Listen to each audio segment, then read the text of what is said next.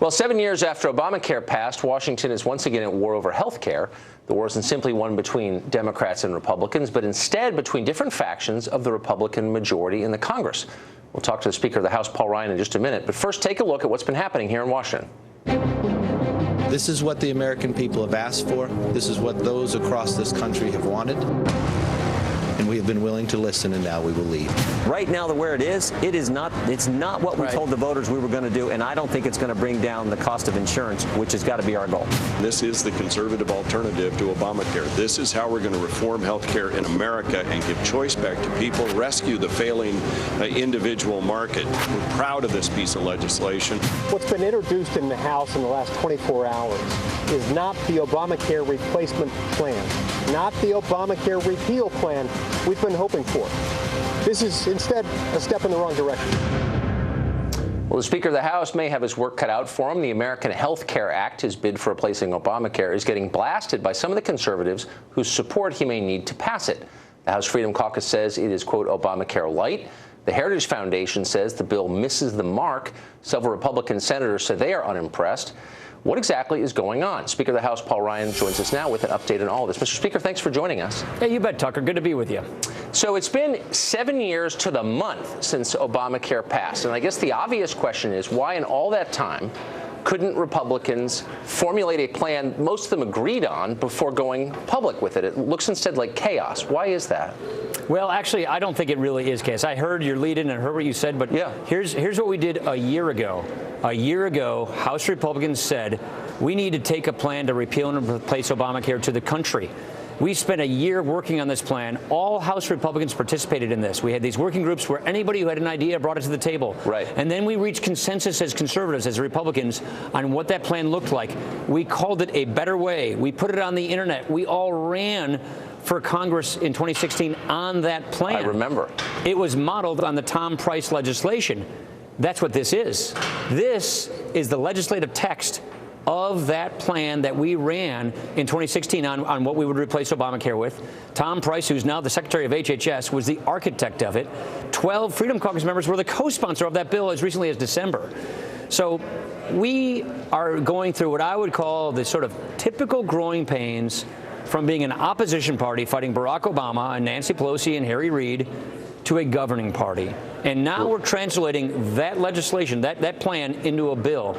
Look, I'm really excited. Here's why I'm excited. Wait, may I just ask you just really quick? Yeah, go ahead. So you rolled it out yesterday. You said you've been working on this for a year with some, with precise terms and everything. When you rolled out, you must have known that lots of members of the Freedom Caucus and the Heritage Foundation and a bunch of Republican senators were going to start barking about it. Why not wait until everyone's on board with the version before rolling it out? Well, like I said, all these folks helped pass this. We campaigned on this last year. Right. We did talk with all of these people. What I think is happening is people are getting a little confused about what you can and cannot put in what we call a reconciliation bill. Right. So I'm getting a little technical here. No, I understand. But there's 3 phases here, and that's what a lot of outside groups and folks just don't understand, the fact that if we put everything in the bill we possibly want, we would have a filibuster. We wouldn't be able to pass it in the Senate. So this bill, which is the first phase of a 3-phase plan, is what we can pass without a filibuster in a budget bill. There are things like interstate shopping on health care, association of health plans to let people bulk buy their health insurance nationwide through buying pools, medical liability reform, all those things we very much believe in, which is part of our Better Way agenda. You cannot put in a budget bill because then they can filibuster that entire bill. I understand, and tort reform and lots of other things. And I don't want to keep pressing you on this because you know as well as I. But these are members of Congress, so they know that. They know what a reconciliation bill is. Well, we're finding that some don't. So what we're having here is we're passing this first installment, which is to gut Obamacare, repeal the mandates, repeal the taxes, repeal the spending. Then we replace it with conservative Republican tax policy that has been long-standing conservative reform. Health savings accounts, tax credits go by what you want to buy in state-regulated marketplaces, not federal, and risk pools. This is something that conservatives through the Heritage Foundation, through AEI, have been pushing for years. And then the other pieces that we really believe in, Tom Price in phase 2 deregulates the marketplace. There are 1,442 provisions in Obamacare that says the Secretary has discretion. Tom Price is going to use that discretion to unwind Obamacare. And then phase 3, pass those other bills we very much believe in, like shopping across state lines, like medical liability reform. Right. Those things will pass here in the House because it only takes a majority. We're going to send it to the Senate. We're going to put pressure on the Senate to pass it, but they can't filibuster that. Okay, so here's the problem right here, Tucker. Okay. It took me like 7 sentences to explain all of that, and it's that confusion that I think is surrounding this issue. But the point here is we are keeping our promises. We're excited about this. We're taking one entitlement, we're defederalizing it, and we're capping it. The other entitlement, we're repealing it and replacing it with Republican conservative tax policy. This is nothing but a win for conservatives. Well, okay, so let's get to the tax policy. So as I understand it, and I'm just reading this, so I may have it wrong, but there's an investment tax in here, the net investment income tax. And as far as I know, it only kicks in on couples making over $250,000 a year. So it's a tax on wealthy investors, and you're eliminating it. In a health 3.8% tax. Yeah, that's exactly right. So I guess my question is, looking at the last election, was the message of that election really, we need to help investors? I mean, the Dow is over 20,000. Are they really the group that needs the help? This was a tax on capital income, which is bad for economic growth. It's basically a capital gains tax increase, effectively, to finance Obamacare. We're undoing Obamacare, so we're not going to keep Obamacare taxes in place. So all of these taxes, $1 trillion tax cut that this bill represents, that is part of that $1 trillion tax increase that was in Obamacare to finance Obamacare. No, I know, but we're repealing. No, but we promised we would repeal the Obamacare taxes. This is one of the Obamacare taxes, so we're keeping our promise. And by the way, it's bad tax policy because it's bad for economic growth, and we're also repealing the Obamacare spending. So we're getting rid of its taxing, and we're getting rid of its spending, and this is us keeping our word. You may want to keep that 3.8% tax. We're not going to keep it because it was part of Obamacare. Well, but lots of things are part of Obamacare that you just said a minute ago you're not doing anything about because you can't under reconciliation bills. You don't have to meet. That's right, but you just said that you don't have to meet every promise in this first round. That's right. Yet, I guess as a macro but fiscal question, policy we can be, but tax and spending policy we can. So that's what we're doing. But also, I mean, you have. The overview here is that all the wealth basically in the last 10 years is stuck to the top end. That's one of the reasons we've had all this political turmoil, as you know. And so kind of a hard sell to say, yeah, we're going to repeal Obamacare, but we're going to send more money to the people who've already gotten the richest over the last 10 years. I mean, that's what this does, no? I'm not a leftist. It's just that's true. I'm not that concerned about it because we said we were going to repeal all the Obamacare taxes. This is one of the Obamacare taxes. The other point I'd say is this dramatically helps us toward tax reform. I know it gets a little wonky, but by getting rid of the Obamacare taxes, the next bill coming up this spring and summer is tax reform. And that means the new tax code that we're proposing, we put this in our Better Way plan too. It's a part of our blueprint. Go online and read that as well. That will not have to overcome those Obamacare taxes, meaning when we have a new replacement tax code to gut and replace this tax code, it won't have to also replace the Obamacare taxes. So by getting rid of all of these taxes, we're lowering the revenue that is taken out of the American economy, out of families, out of businesses for the government, and we think that's really important. So tell me, the individual mandate was the thing that most people dislike the most, I think, about Obamacare. Right. And I just want to make sure I understand this. So that's gone, but there's going to be a cost for late enrollment, and it's going to be, if I'm reading this right, 30% surcharge on the annual premium. So if a plan costs, say, $5,000 a year, that means you have to pay just an extra $1,500 a year to pay the penalty. Yeah, so let me explain why that is. So why wouldn't I just wait till I get sick to buy insurance? No, how is that going to work? That's the point. That's why we're tightening the enrollment period. We're having continuous coverage, and that's why Tom Price already put out a regulation saying we're not going to have an open enrollment period for a year. One of the reasons why Obamacare is collapsing and it's crashing and its prices are so high is because they had an open enrollment plan time for a year, which is exactly what you're saying is what is happening now. What we're trying to do is prevent that from happening so we can drop the price of health insurance. You can't just say to somebody, wait until you get sick, then buy the health care. If you do that, then the health care gets really expensive. That's what's happening now. This tightens that up so that we can drop the cost of health care. But gives people a do-over. Gives it, look, if you want to go from this plan to the next plan, by the way, in the employer market, they already have these rights. So what we're basically trying to do here, Tucker, is equalize the treatment and the fairness between people who get health care from jobs and people who don't. People who get health care from their work, they can move from plan to plan without any penalty. We want to just give people in the individual market, guys working $10, $15 an hour jobs that don't get health care at it, we want them to be able to be successful. We want them to be able to have the same kind of tax treatment everybody else gets so that they can get affordable care. This does that. So what are you going to do about emergency Medicaid, which is a huge cost for the states? Billions a year are spent. It's 100% goes to to illegal aliens, as you know. Journal of the American Medical Association, 99% of this money goes to illegals, mostly to bear children at public expense in U.S. hospitals. And again, it's a big problem. Why isn't that defunded in this?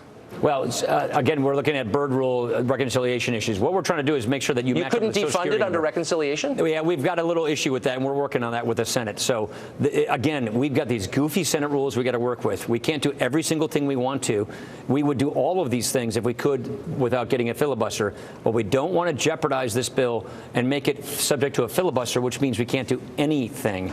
So that's why we're trying to do this, so that we conform to the Senate rules. But here's one more point I'd say. Because we're delegating, we're giving Medicaid back to the states. It's a massive amount of federalism. Then the border state governors can do that. The border state governors decide what happens with their Medicaid populations. We cap it. We stop the expansion. We grow it at a slower rate over time, which saves trillions in the out years, which is a massive amount of debt reduction. And that is what we're doing here, which is a huge, huge conservative step forward for entitlement reform as well. More with Speaker of the House Paul Ryan ahead. We've wondered why Congress is heading home so often, really often, instead of doing the work they have on the Hill. We're going to ask him that in just a second. Stay tuned. Here now, the rest of our interview with Speaker of the House Paul Ryan. Here's the fun part. So, as you know, we're 47 days into the Trump administration, and really nothing's gone through the Congress. At this point, during the Obama administration 8 years ago, they passed all kinds of stuff. I disagree with that. What are the big pieces of legislation that have moved through the Congress? So the reason, and we have a 200-day plan, and we're right on schedule with it. No, but I'm just saying, compared to Obama, I'm getting who got there. big Just hang on a second. done. Okay. So the first 2 months, we had this tool called the Congressional Review Act, which is time sensitive. You can only use it for so long. And what we're using is we're going back and getting Obama-era regulations and repealing those regulations, sending that bill to the Senate. We've done about 15 here in the House, like the coal one. Remember the one where Donald Trump did that bill signing with the coal workers? That was one of these instances where we took an Obama regulation, we said we're rescinding it. They can't filibuster that in the Senate. But we only have 60 days to use this tool. So we consume the first 2 months going after Obama regulations that are job-killing regulations because they can't filibuster that. Then we're moving to Obamacare, which is where we are right now. But how many pieces of legislation have been signed by the president into law? Well, the Senate here. So these are really good questions. These are very good. Oh yeah, we've got a few through. I went to one of the bill signings myself. The one with the coal workers is one of these cases. So we've got the Senate now. They have to approve Donald Trump's cabinet. Okay. They have to put 1,200 people through the Senate to populate the Trump government. And Chuck Schumer can burn up to 30 hours per person. Right, I'm aware. And so what we're doing is in between that, the Senate's working on these Congressional Review Act amendments, which are repealing Obamacare regulations. The point being, Tucker, is we are executing our plan exactly as we had planned it. We're going after Obama regulations. We're giving Donald Trump the people he needs to staff his government. And now we're on to Obamacare, repealing and replacing Obamacare. This is just phase one. Okay, Tom Price is out there working on phase two. Here's what I don't understand. Here's phase three with comes respect, after that. I don't understand this. So this is the 115th Congress. I think you've been in session for less than half of that time. So in April, we checked. The House is in session for 8 days in April. There's a lot to do. Nothing meaningful really has been. I mean, you could say I went to a bill signing about coal, but there's a lot of stuff that hasn't been done that he promised, and it hasn't made its way through Congress. Not all your fault, obviously, but 8 days is not a lot of time to be working in an entire month. Why? Actually, we're producing a lot here. I'm very excited about it. Actually, the real why is because how long it takes to pass things through the Senate. So we typically do like a 100-day plan. As you've heard these 100 days. I sat down with Mitch McConnell, and we looked at the fact that they have to populate the Trump government with their employees, with their cabinet secretaries and assistant secretaries. And we made this a 200-day plan because we know the Democrats are doing everything to string out the clock, to delay and stall. And there are certain rules that they can use in the Senate to do that. So we have a 200-day plan. But in the House, are they the reason you're only there for 8 days in April? What is the reason for that? We want to talk to our constituents. We want to go listen to our constituents. But we have a new administration that can't get anything through the Congress. Shouldn't you put all that on hold and just say we're going to get this done? 8 days is not a lot, right? I don't know off the top of my head if that's a correct stat or not. I think that's correct. Okay, well, I'll just take your word for it. The point is we're piling up so many things in the Senate that they're still working on getting these people approved. So let me just give you a sense of what we're planning for the first 200 days. Repealing and replacing Obamacare, the biggest entitlement reform in a generation. Okay. Overhauling the IRS tax code, rebuilding the military, doing infrastructure, repealing harmful regulations, repealing Dodd-Frank and the Choice Act, which would replace it. All of those things we're planning on doing just in 2017. You know how exciting this is for us? What about by the funding way, the wall? Is that, are you going to? That's part of it. That's part of this too. That's part of our appropriations process. Okay. All right. Thanks, Mr. Speaker. I appreciate your coming it's on. great. You got These a are lot good to do. questions. Thank you very bet. much. Thank you.